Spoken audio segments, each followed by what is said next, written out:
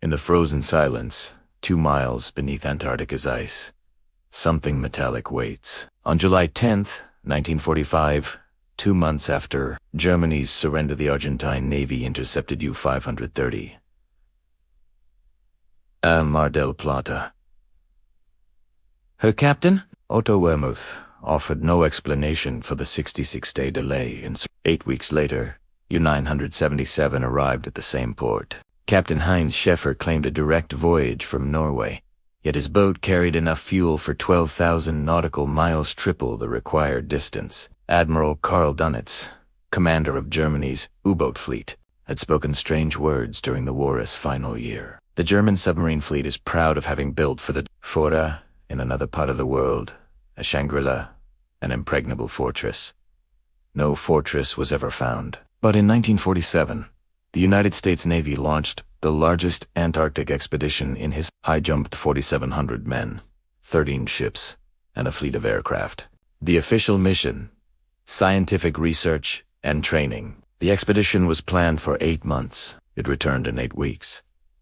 What were they looking for beneath the ice? Modern satellite gravitometry has detected metallic anomalies beneath the Weddell Sea ice shelf. Objects with the precise magnetic signature of pre-1950 German naval steel. This is the story of the lost submarine beneath Antarctica's a tale of revolutionary engineering, wartime desperation, and a mystery that modern technology is only beginning to decode. To understand what might lie beneath Antarctic ice, we must first understand the weapon itself. By 1943, Germany's U-boat force faced extinction. Allied radar, depth charges, and code breaking had turned the hunter into the hunt. In May 1943 alone, 41 U-boats were destroyed, a loss rate that Grand Admiral Dönitz called unsustainable. The average life expectancy of a U-boat crew had fallen to a single patrol. Germany's response was the Type XXI, the Electroboot, or electric boat, the most revolutionary submarine design of World War II. Engineer Helmuth Walter had pioneered closed-cycle propulsion systems, using high-test peroxide, achieving submerged speeds previously thought impossible. The Type XXI incorporated these principles with massive battery capacity, 2 times the storage of previous models, enabling 17.2 knots, submerged faster than most Allied escort destroyers on the surface. The specifications were extraordinary for 1944. Overall length, 76.7 meters. Displacement, 1,560 tons surfaced, 1,719 tons submerged. Maximum diving depth, 280 meters operationally, with test boats surviving dives to 330 meters. The pressure hull used innovative figure-8 cross-section design, maximizing strength while minimizing steel tonija configuration that became standard for submarine construction worldwide and remains in use today. Stealth was equally revolutionary. Rubber-coated hulls absorbed ASTIC sonar pings. Hydraulic torpedo loading systems allowed all 6 boat tubes to be reloaded in 12 minutes.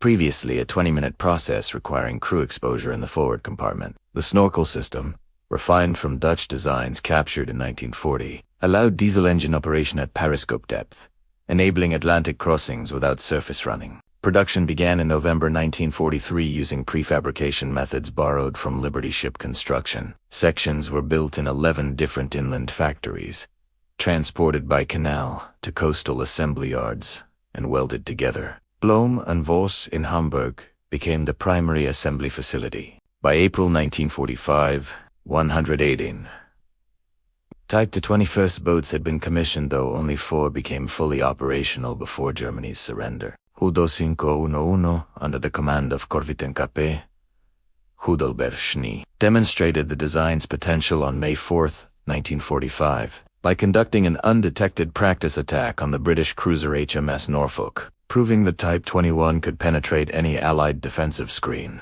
The surrender of U-530 and U-977 in Argentina sparked immediate intelligence concerns. U-530's captain, 25-year-old Otto Wermuth, was interrogated by Argentine naval intelligence for 3 weeks, then by U.S. Navy investigators for another month. His crew's personal effects included no photographs unusual for submariners on extended patrol. The boat's official log showed pages removed. Wermuth claimed he had spent the post-surrender period submerged, following standing orders to remain at sea until certain of Allied treatment. His crew's average age was unusually young, 22 years. Union 77's arrival on August 17th deepened the mystery. Captain Heinz Scheffer produced a continuous log showing a direct voyage from Kristiansand South, Norway, to Argentina. Journey of 7,000 nautical miles, yet U-977 was a Type XXI boat with a maximum range of 8,500 nautical miles at economical speed, and she carried sufficient fuel for 12,000 miles of travel. Where had she refueled, or where had she been? Declassified files from Allied intelligence services revealed the concern was not treasure or fleeing war. Kriminalstos theories came later from sensational journalism but weapons technology. The Type XXI represented a paradigm shift in naval warfare. If operational boats had reached distant sanctuary, they represented both an intelligence compromise and a potential future threat. South America's long coastline and relatively sparse naval patrols made it an obvious destination, but persistent rumors suggested a more remote possibility. Antarctic bases established during Germany's 1938-39 Neuschwabeland expedition. That expedition, launched by Captain Alfred Richer, aboard the vessel had surveyed 150,000 square miles of Antarctic coastline, dropping thousands of metal claim markers from Dornier flying boats. The expedition mapped ice-free regions in the Princess Astrid coast and discovered warm-water volcanic vents areas, theoretically capable of supporting subsurface facilities. Operation Highjump launched on December 2, 1946.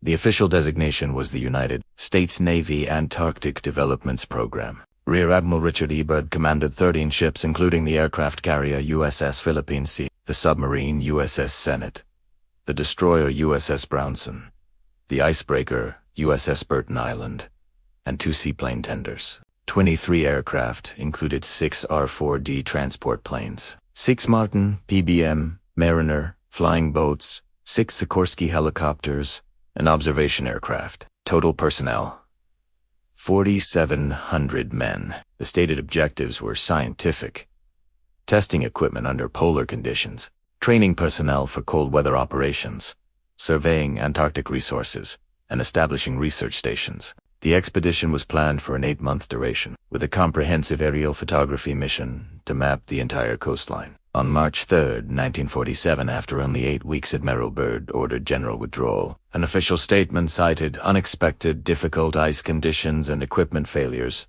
3 men had died, 1 in a plane crash, 2 in a helicopter accident. But declassified naval communications reveal a different picture. Ice-penetrating sonar aboard the submarine. SINAD had identified 14 anomalous metallic returns beneath the Weddell Sea ice shelf objects, between 50 and 80 meters in length, at depths between 150 and 300 meters below the ice-water interface. A follow-up diving expedition was planned, then cancelled. The anomalies were classified, appearing in reports only as geological formations of unusual magnetic properties. Admiral Byrd was publicly quoted in a Chilean newspaper on March 5, 1947, stating that it was necessary for the USA to take defensive actions against enemy airfighters which come from the polar regions. The statement was never officially confirmed or denied by the Navy Department. 75 years of advancing technology has begun to answer questions that 1947 expeditions could not. In 2019, the Alfred Wegener Institute for Polar and Marine Research conducted comprehensive bathymetric mapping of the Weddell Sea using autonomous underwater vehicles equipped with synthetic aperture sonar. The survey was part of a search for Sir Ernest Shackleton's ship lost in 1915, which was successfully located in March 2022 at a depth of 3,008 meters. During that search, sonar operators identified multiple ferromagnetic anomalies inconsistent with natural geology, cross-referencing with the Grace Gravity Recovery and Climate Experiment. Satellite gravitometry data revealed 13 distinct gravitational anomalies beneath permanent ice shelves, suggesting objects of significant mass and density at depths between 200 and 400 meters below the ice surface. Historical shipwreck databases maintain records of every known vessel loss in Southern Ocean waters. Between 1940 and 1945, 23 ships sank in Antarctic waters. 19 whaling vessels, 3 merchant ships, and 1 Allied military transport. None matched the size or magnetic signature of the detected anomalies. The signatures are consistent with steel pressure holes of 60 to 80 meter length, precisely matching Type WWII and Type XXI U-boat specifications. In 2022, a joint Polish-Norwegian oceanographic expedition discovered a Type XXI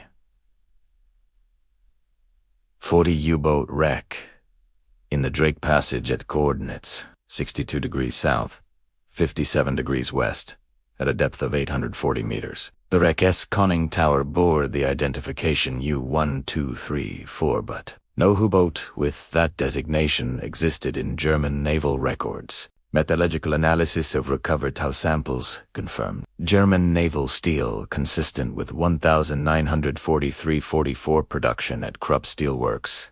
In essence, wreck showed no combat damage.